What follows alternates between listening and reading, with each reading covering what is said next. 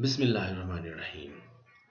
I hope you are well with the fresh mind and you will be watching this lecture with full zeal and motivation. Uh, this is the next lecture related to the course Pedagogical Approaches in the Field of Translation and Interpreting. And the topic that you have already, I'm also hopeful that you have read the related pages in the book, and that is translation pedagogy and influences from other fields. In this lecture, we are going to discuss, or we are going to actually know some of the areas that influence translation pedagogy, or that has influenced translation pedagogy in its development phases, and now there are other areas that are also influencing the translation pedagogy. Before I start my talk, I want to make it very clear and be very careful. What you are reading in the book author is talking about only three areas that have influenced translation pedagogy, but I shall also indicate to some other areas that have, of course, very close relationship to translation pedagogy, because the pedagogy is related to all other branches of knowledge. So here we are just talking about the translation and interpretation pedagogy. So let's start. The points that shall be discussed in this lecture are basically 4 points. The fifth one is a summary and the activity, or probably I shall give you some activity. Number one is the influence. Number two, the influence of translation theory. Number three is the influence of linguistics. And number four, the influence of computers. Although these are the written points that shall be discussed in this presentation, but mind you, I shall, when I reach there, the influence of computers, and finish it, I shall try to mention some other areas that are affecting translation pedagogy. In the end, with the summary followed by an activity. This is one image of the influence. In this image, we see that there is a big entity standing behind these small entities, and something is pouring from the fingers, from the hands of that big entity on these small entities. I think this, although this can give us the idea of influencing in general, but this is not what we are actually going to study. In this case, I think the best image could have been that the things are parallel, maybe, or with little differences in the sizes and so on, and the influencing pattern is like this, not like this. Having said that, we should also be very cautious about what is the general perception about translation studies. Still, scholars, I'm not talking about the general people, general public, or layman's thinking. I'm talking about the scholars in the area of social sciences and humanities. They think that the translation studies is one branch of linguistics or applied linguistics. If we take this version, so this image fits, because the influence of linguistics or applied linguistics is coming from, because the applied linguistic or linguistic is a bigger entity, and that is affecting the smaller entities. But as we shall see in the subsequent slides and points, that the influence is almost, is at equal level. And also the influence of other areas on translation studies also influencing other areas. So it has become right now a two-way trafficking, or two-way influence. Means that the translation studies is being influenced, and it is influencing other areas. So the idea of influence should be, like this, both ways: the general perception and the way we are going to discuss. The next point is the influence of translation theory. Basically, there are three branches of knowledge have been discussed in this article, or in this uh, chapter of the book, namely translation theory. Second is linguistics, and third is computers. So, what is translation theory? We have discussed in the previous lecture in detail with the help of Holmes' map of translation, and we have discussed that the translation theory, you remember the left side, not the right, which is applied. I'm talking about the theoretical translation studies. The left side, it had two parts. That was the general translation theory, and then the partial translation theories. It was also divided into descriptive, and then of course the theoretical. I mean, the pure part, the whole pure part, is part of the translation theory, because the descriptive translation studies is the main source of for the emergence of theories. So we as students, we as researcher, we as teachers of translation studies, we should not, we cannot detach descriptive translation studies from the theoretical part, because the descriptive part is the first step towards making theories, or coining theories in these areas. Anyways, the partial, just a kind of reminder, the partial was medium restricted. How the language has, how the translation has been done, the means, and the area restricted is the language or the language pair. Rank restricted is the level of the language, and the text type restricted is the theme of the text that is going to be translated, and time, history, and then the problem related to translation. These are the theoretical part, or one of the theoretical part, in the Holmes map. In this book, we, before we see what the author is saying, we should be we can also take this model. I mean, the Holmes maps model is also helpful for understanding the influence of translation theory. And I remember that we touched that aspect in our previous lecture. But as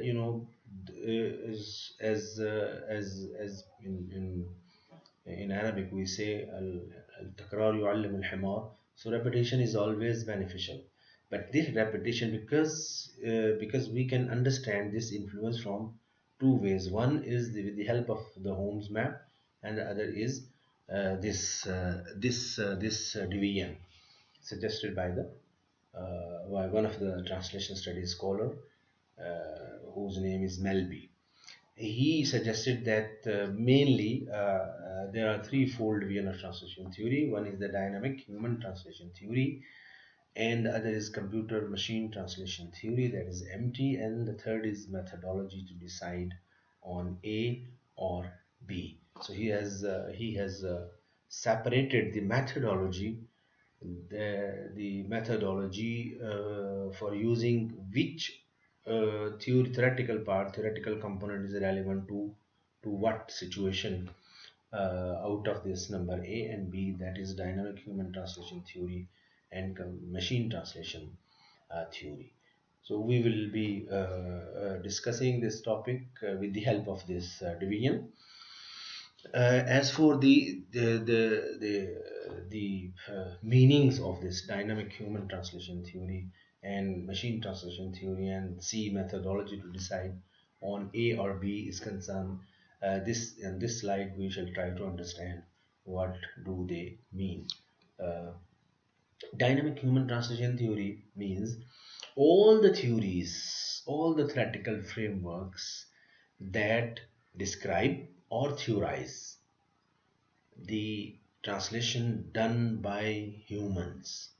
And I repeat, all the theories, theoretical frameworks, principles related to the dynamic human translation done by humans, because there is a very clear distinction between how humans translate this brain with this using this brain cognitive processes, and how machine, which is B part, how machine and the software translate from one language to another. So that's why the theories are different. The dynamic human translation theory is also influencing, actually greatly has influenced translation pedagogy. The computer machine translation theory means that the theories that are related to the area of computer, the area of machine translation, and the software development, we can say the tools and the software that are used to create a machine for translating from one language into another. How it is different, or how these theories are different from the dynamic human translation theories, I think it is very clear. If you are dealing with the human brain, if we are dealing with the human beings, the nature of the human beings is entirely different from the nature of the machine built by humans. The nature of the human beings is that the humans are living entity. They pass through different stages. Their brain also works differently. They acquire knowledge, they forget knowledge, they enhance knowledge, their knowledge is increased, their capabilities are at peak sometime, and they are not able to perform at the same level at other times. So the point is that they are dynamic. There are many things that we cannot we cannot predict with full authority or authenticity. But as for the machine translation, because the functions are made, the programs are written, the language, computer language is used for preparation of this software. So the level of predictability is almost 100%. That this machine can do this, cannot do this. But on the first side, which is dynamic human translation, we can say right now this man cannot do this, maybe tomorrow, maybe after 1 week, because of many variables, because of many other things that are affecting his or her brain or mind or cognitive processes, can do the thing that he could not do in the previous time.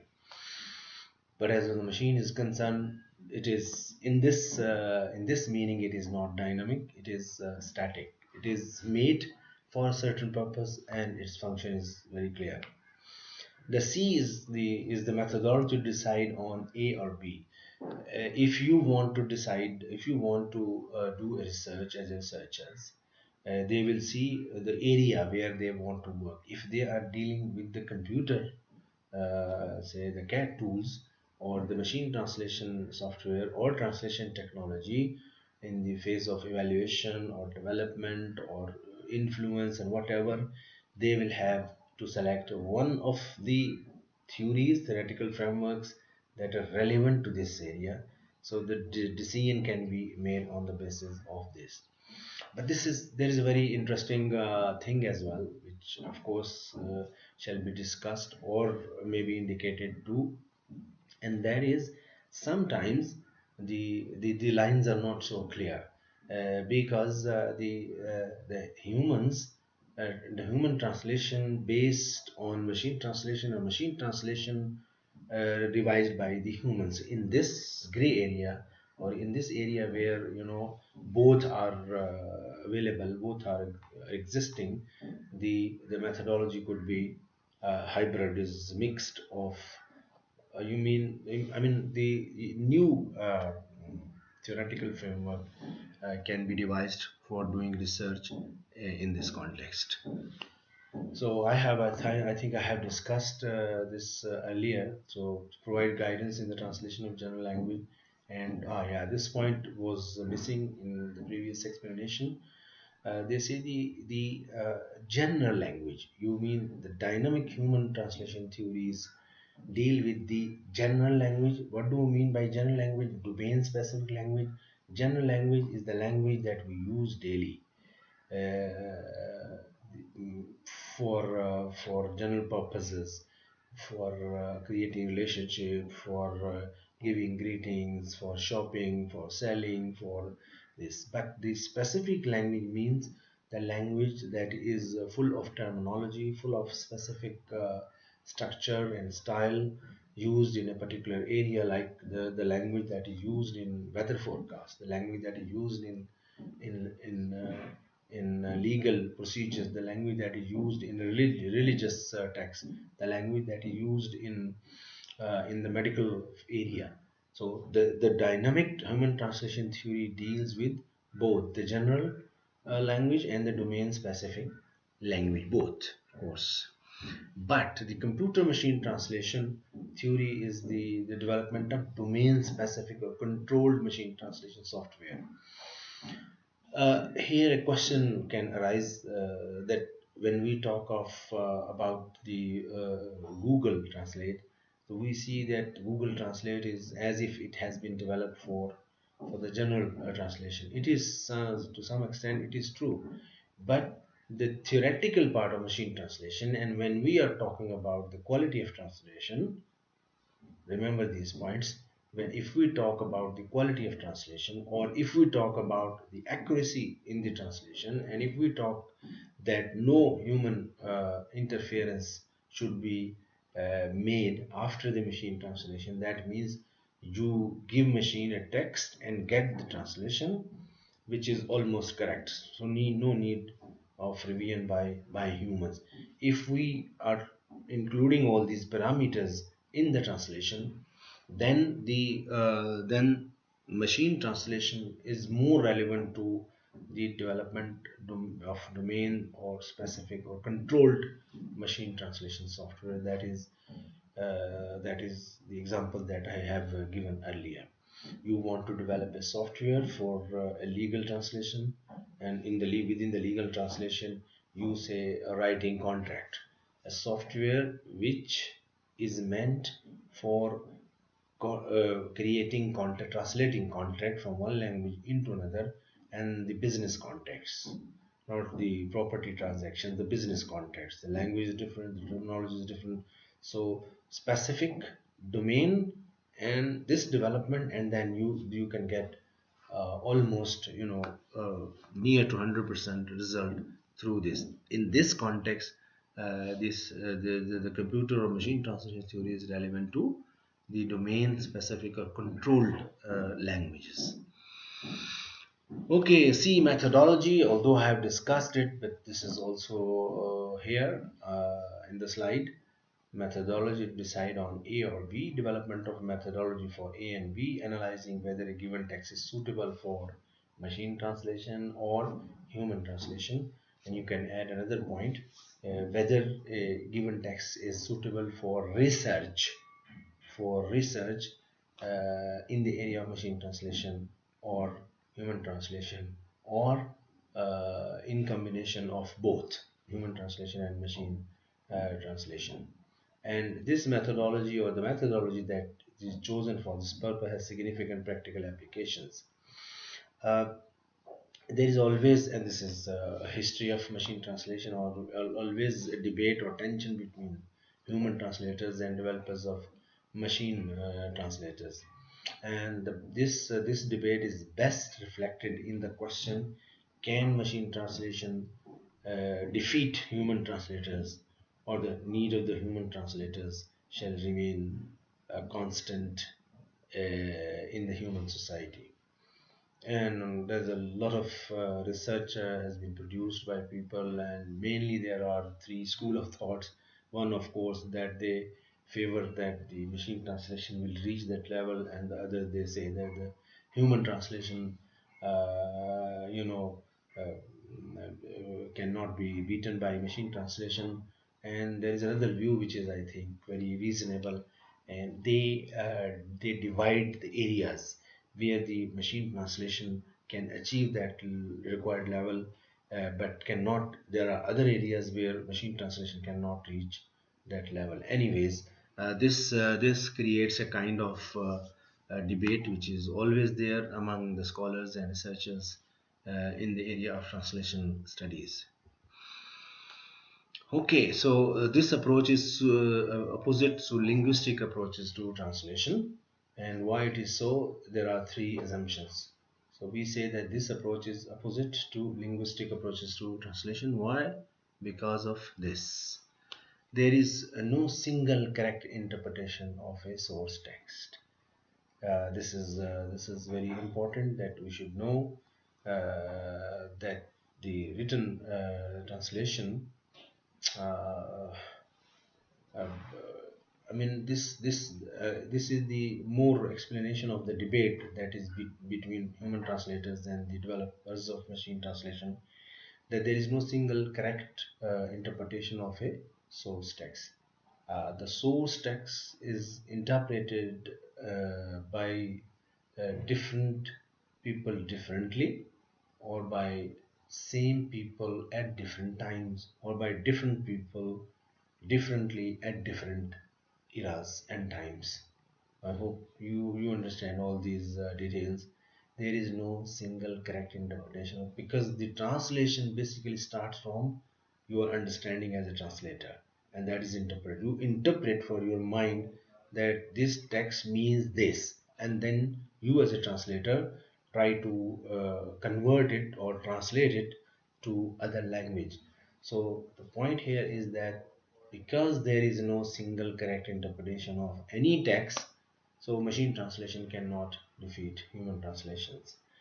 The second assumption is that techniques used in machine translation cannot be extended to handle dynamic general language effectively. That is, machine translation is limited to specific areas, as it has been said earlier. Humans adapt to domain specific language. This is also very important.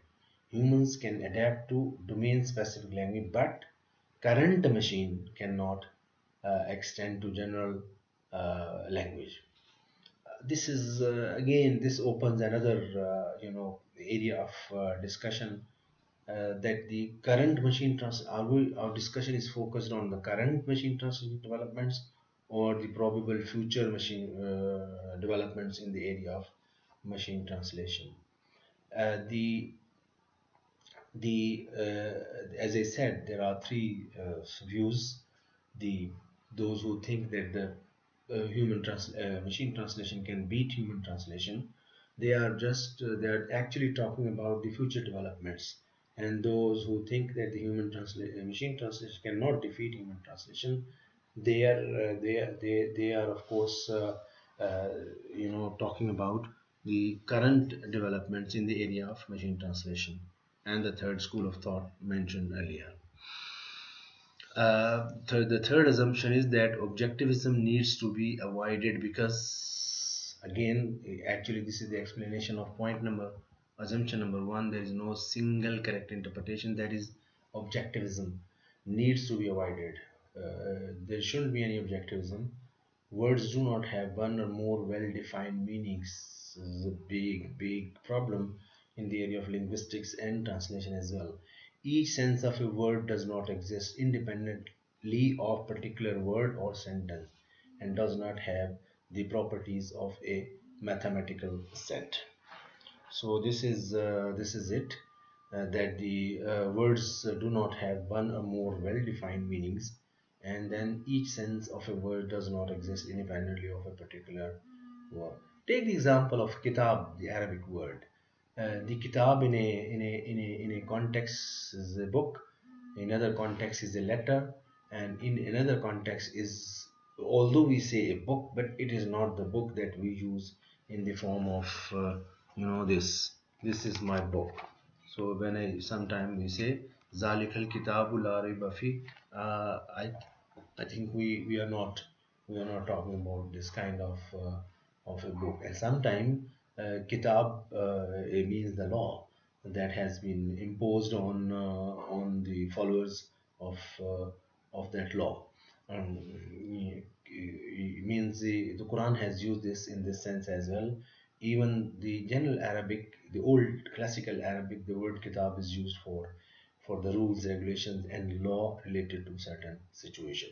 So each sense of a word does not exist independently of a particular word or sentence, and does not have the properties of a mathematical set. We cannot say the in translating the word kitab, the simplest example, in all the context is a book, book, book, book. So we cannot say.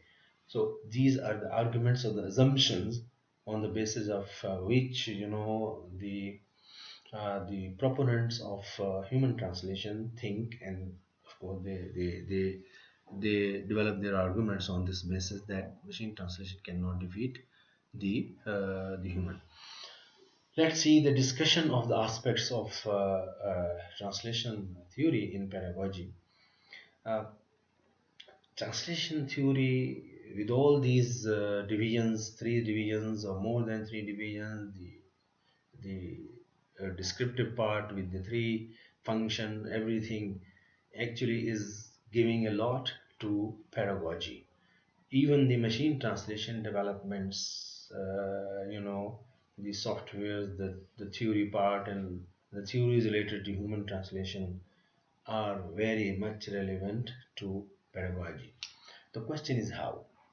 This image, of course, is pouring a few drops of water in an ocean, like, or a river, maybe. This one, but machine, the pedagogy is learning from all kinds of theory. See the theory.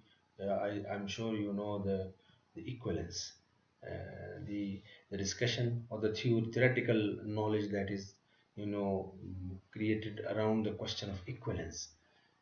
Many scholars have written you know volumes on this issue of equivalence.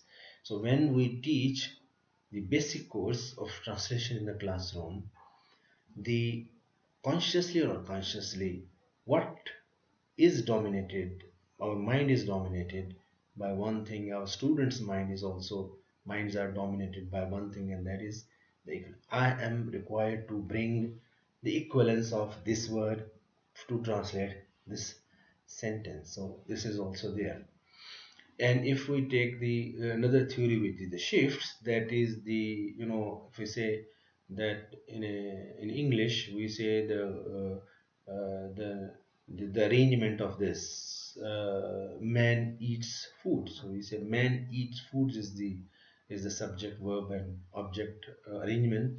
And then we go to another language where the arrangement is different. So we are shifting the basic concept of shift. We are shifting the arrangement from one place to other. So we say man number one, eats number two, and food number three. But in another language, let's suppose maybe food number one, man number two, and the eat, which is number two, there is number three. So that is the shift part of the thing. Anyways, the I need to maybe um, okay. With this, we can go to the influence of linguistics, and there is a controversy, as I said, that the translation studies, the branch of linguistics, translation studies have derived terms from linguistics, and they have much in common, and they are identical. Those who think that the translation studies is one branch of linguistic, I think I need to stop for a moment. I'm sorry. I will start my lecture again.